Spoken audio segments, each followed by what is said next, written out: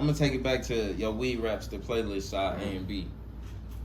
So you decided to go with playlists this summer instead of the usual EPs that you drop. What went into making that decision? It was just something I always wanted to do.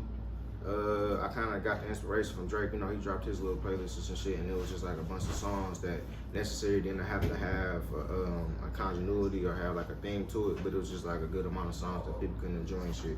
So I always wanted to do something like that, and so I just took the time to go ahead and knock that shit out with my engineer, Ethan.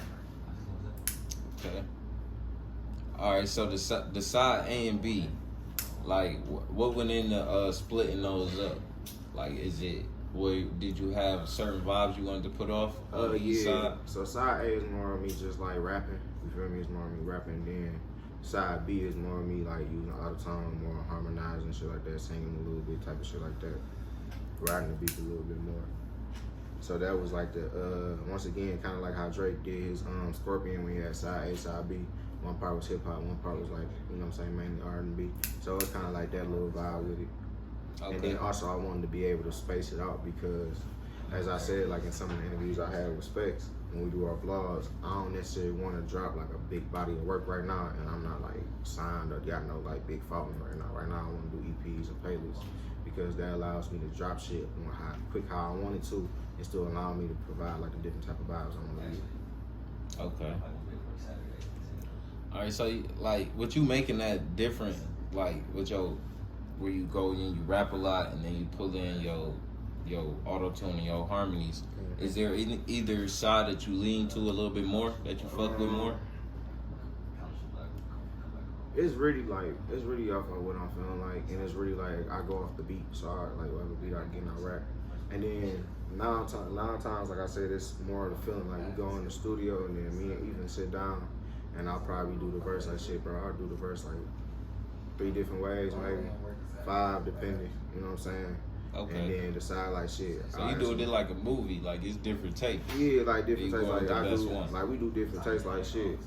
Rico and Woo was just there with me. Like they see my process all the time. Even my man's Tay and Durf, they see my process all the time. Like from doing harmonizing to doing ins and outs to doing ad libs. Like I say, shit, let me do that again. I'll take me back to the top. Like I do multiple takes. Okay. And that's because you write all your songs down, right? So you're able to go, you always can go back and you know exactly what you want to say. So it's kind of like, I mean, at this point, it's kind of like I see my writing more as a loose script. Like it's like a script, and then after that, I decide what type of emotion and how I'm going to pronounce it and shit like that. When I get in the studio now, I'm letting it be a little bit more natural. Just from listening to you, it sounds like Drake is like a pretty big inspiration. And nigga, one of the biggest artists ever, no matter what people really want to say about the nigga. Yeah, in terms of my inspirations, I'll say my biggest inspirations is Wayne, Currency, and Future, and then a little bit of Drake, of course. Yeah, I remember we picked that up in the last interview, but shit, I want to ask you, like, give me your top 5 of all time. Put you on the spot. Top 5 of all time.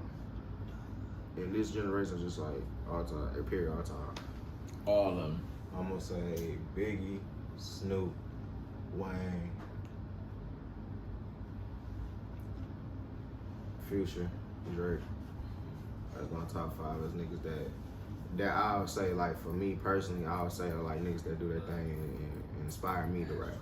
So when I look at, when niggas say top 5, I look at like, what are the niggas that inspires you to make you want to do your shit, you feel me? Because everybody good, you know what I'm saying? Everybody their own right, and there's a lot of niggas that's considered the great. So I'm saying in terms of niggas that inspire me and make me want to do my shit and I can listen to all the time, it's them niggas. Okay. Solid list. Solid list.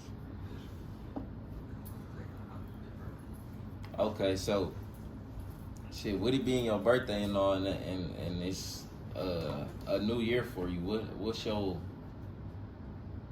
most pressing goals with your music? You outside? Damn, outside. Somebody about to come let you up in. Somebody about to come let you in. Alright. You saying what's my most pressing goals?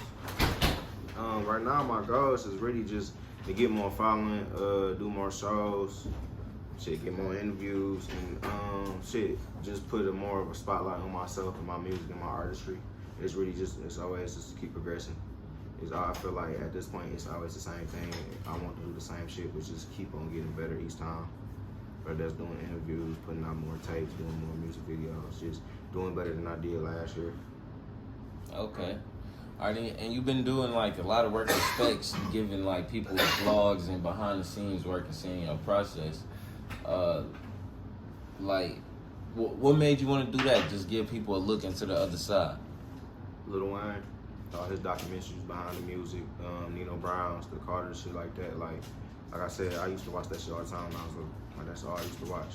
I put that shit on YouTube, watch that shit while eating food and shit like that after school, doing homework. Like, so that just made me think like, and then Currency, like, you know, he had his shit too. So when I was in college and shit, and like my freshman junior year, we would watch his old school shit. You know, he had the old schools, and he'd do like the little drive-bys and shit like that, and then he'd do his going to the studio and shit like that. Like, just seeing that made me want to keep people enticed and want, like, you know what I'm saying, behind the scenes, keep people, giving people content outside of me giving music and music videos, just like Wiz, his day-to-day and shit like that. And that's something I always enjoy. Like, I feel like that's more intimate and allows you to see more into like the artistry and more like what they do on a day-to-day basis and what goes into making them songs and what their own inspiration and shit is. It's good, bro.